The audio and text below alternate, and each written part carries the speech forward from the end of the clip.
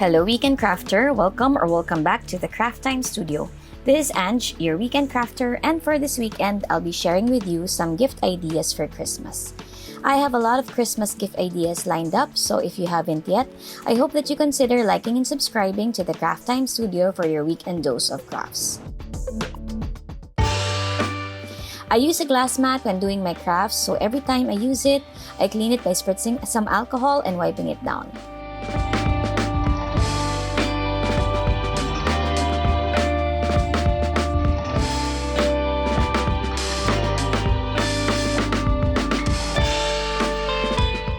For the first design, which is a snow globe, we will be using this dome cutter and a scallop rectangular cutter.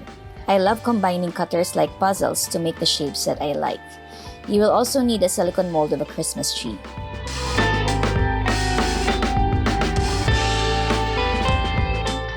I am also using a pastel palette for colors.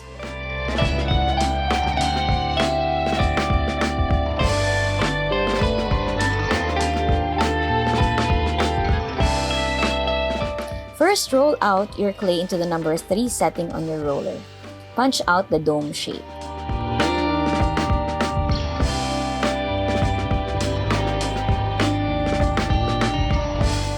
Next, using the pink clay rolled out into the number 3 setting, I punch out the shorter end of the rectangle. Since I only want the first scallop, I cut out the rest using my tissue blade.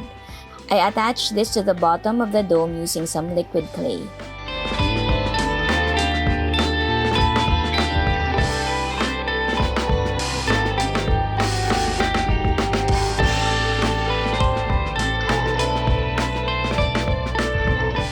I get my silicone mold and push some pastel green clay into it.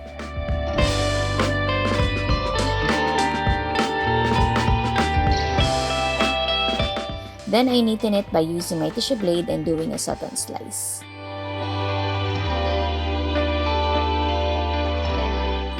I place the Christmas tree at the center of the globe. Next, I rolled a thin snake of white clay and made tiny cuts.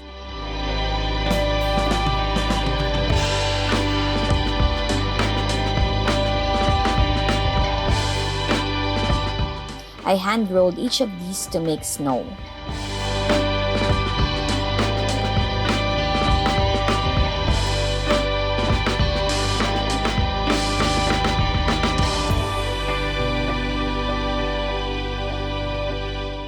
This step is extra because I want to add a pop of color.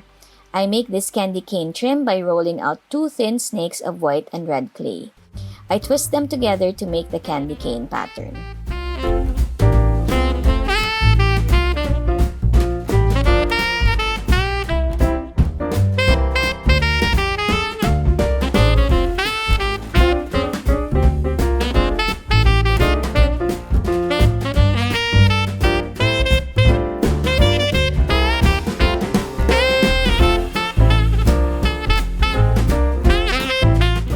Before I place this on my snow globe, I first get my extruder and squeeze out a log of the same color as my dome.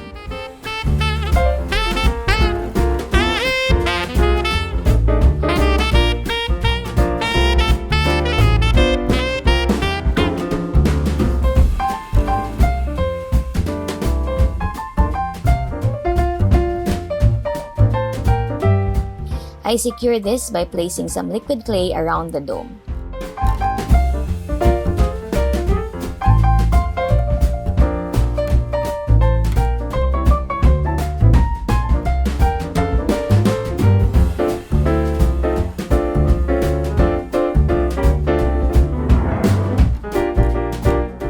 Finally, I place the candy cane trim to join the top and bottom part of my snow globe.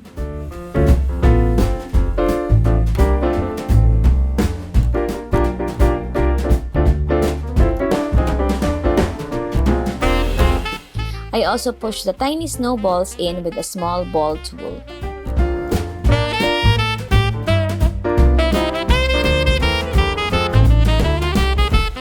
Then it's off to the oven. You can make a pair of these to turn into snow globe earrings.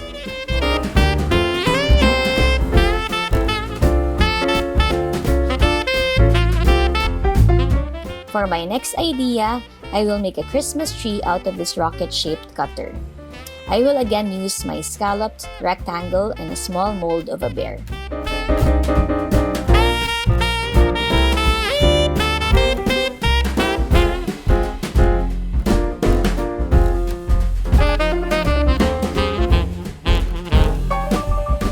First, flatten the green clay into the number 6 setting on your roller.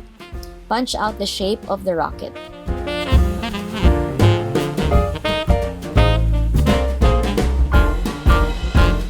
With the same green clay rolled out into the number 4 setting, I again punch out the rocket. Note that the rocket doesn't have to be complete. You just need the lower part of it.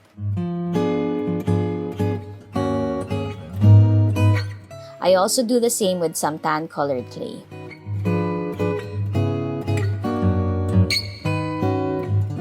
I cut out the base of the rocket using a blade and then place this on top of the thinner rocket.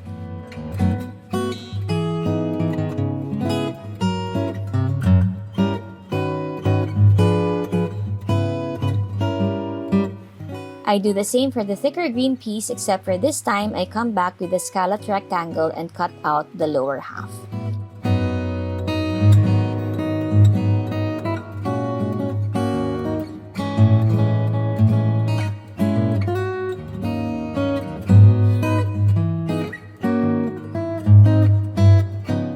This lower half gets placed on the thinner rocket.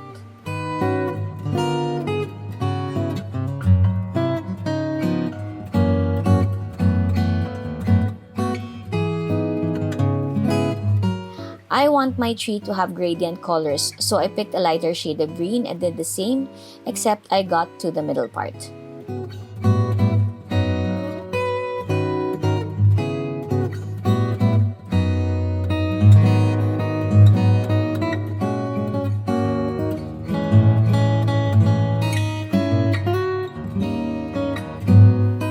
And then the lightest shade goes to the top part.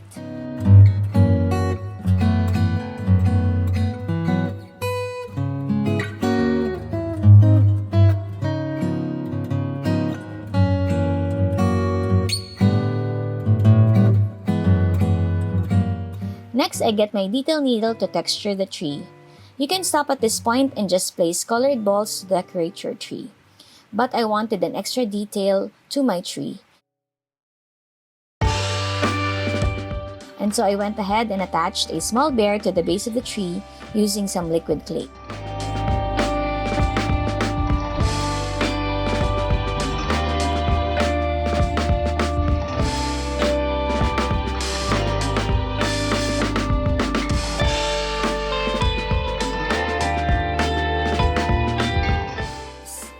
I placed the details on the bear. You can go as detailed as you want.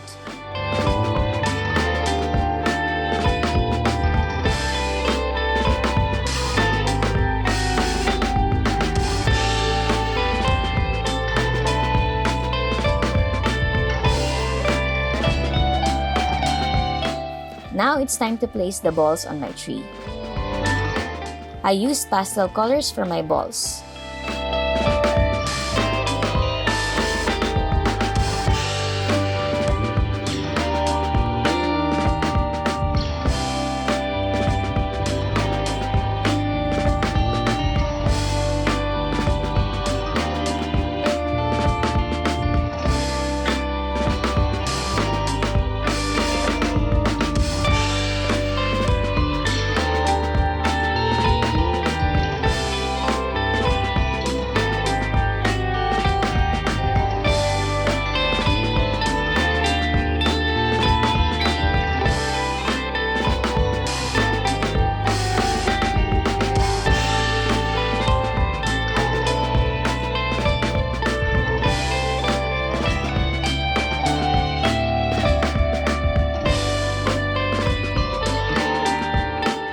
To top the tree, I of course placed a star.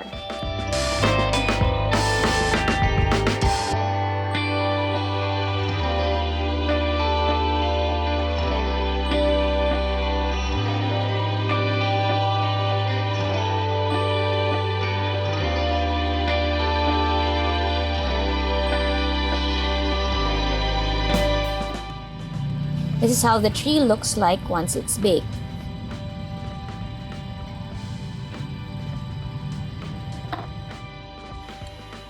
And for my third and final design, I wanted to make cookies being baked on a tray. For the tray, you will need a rectangular cutter and some oval cutters for the handle. You will also need silicone molds of cookies.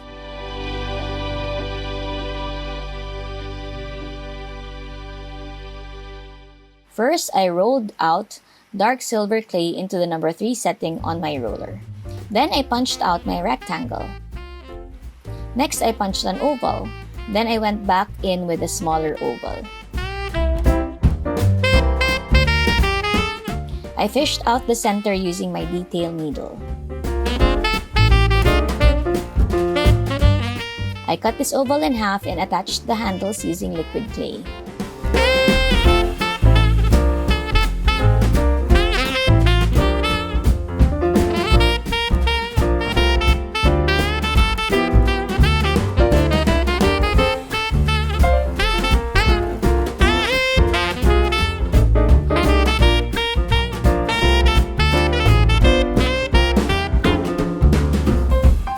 It's time to make some cookies.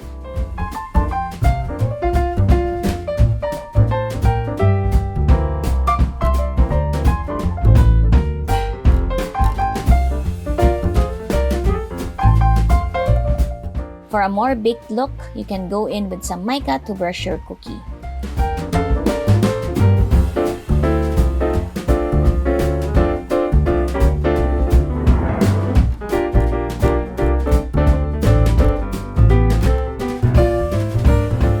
I also wanted a cute reindeer cookie.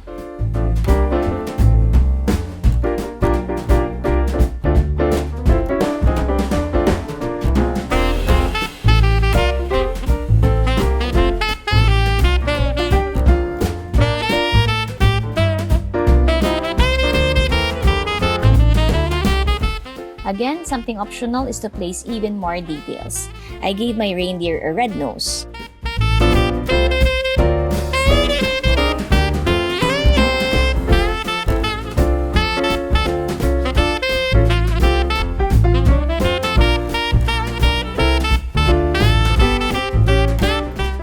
I also decided to frost my cookies using colored liquid Sculpey. Finally, I sprinkled the top with some red microbeads.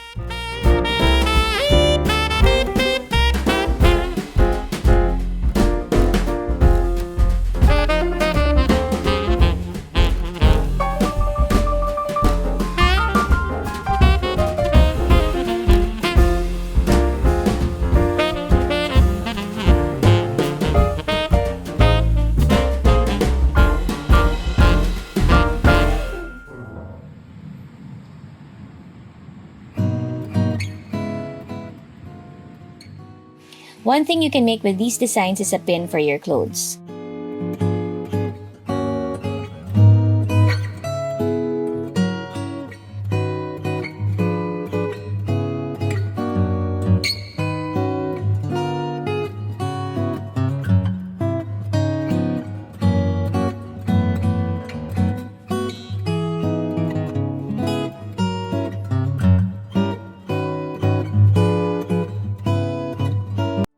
I also turned them into keychains and earrings. I hope that these have inspired you to start making your Christmas gifts. By the way, I also have a Vlogmas challenge coming out this December 1 and hopefully every day of December until 25.